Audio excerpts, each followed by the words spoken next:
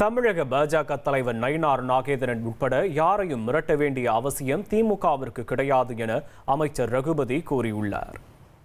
நாங்க யாரையும் மிரட்டல. யாரை மிரட்டணும்? அவர் பண்ணையாரு. அவர் வேணா யாரையும் வேணா மிரட்டலாம். நாங்க அவர்கிட்ட மிரட்டக்கூட முடியுமா?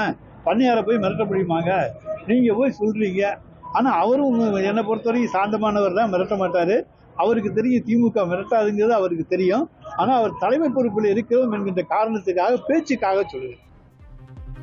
கோவை மாவட்டத்தில் அமைந்துள்ள கொடிஷா மைதானத்தில் திமுக சார்பில் நடத்தப்பட்ட பைக் ரேஸ் போட்டியில் வெற்றி பெற்றவர்களுக்கு அக்கட்சியின் மாணவரணி செயலாளர் ராஜீவ்காந்தி கலந்து கொண்டு பரிசு வழங்கி கௌரவித்தார். இந்த விளையாட்டுப் போட்டி அமைப்பு ரீதியாக நடத்தப்பட்டதாகவும் ஆண்கள் பெண்கள் இருபாலரும் இதில் உற்சாகமாக கலந்து கொண்டதாகவும் அவர் தெரிவித்தார்.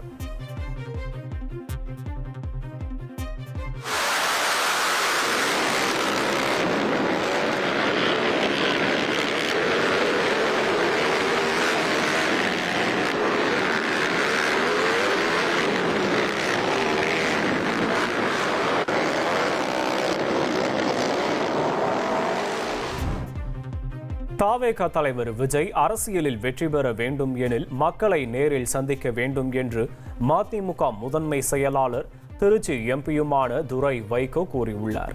காஞ்சிபுரம் மாவட்டம் அக்கம்பாக்கத்தில் நடைபெற்ற நிகழ்ச்சியில் பங்கேற்ற பிறகு செய்தியாளர்களுக்கு பேட்டியளித்த அவர், பீகாரில் வெற்றி பெற்றது போல் தமிழகத்தில் ஒருபோதும் பாஜகவால் வெற்றி பெற முடியாது என்று கூறினார்.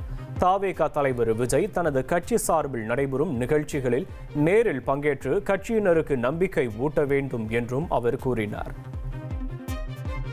சகோதரர் விஜயை பொறுத்தவரைக்கும் மிகப்பெரிய ஒரு திரை நட்சத்திரம். அவர் பின்னாடி லட்சக்கணக்கான ரசிகர்கள் இருக்கிறாங்க.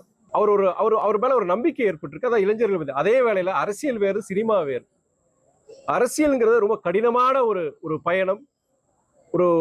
இதுல அவரு வெற்றி பெறணும்னா நேரடியாக மக்களை அவர் சந்திக்கணும்.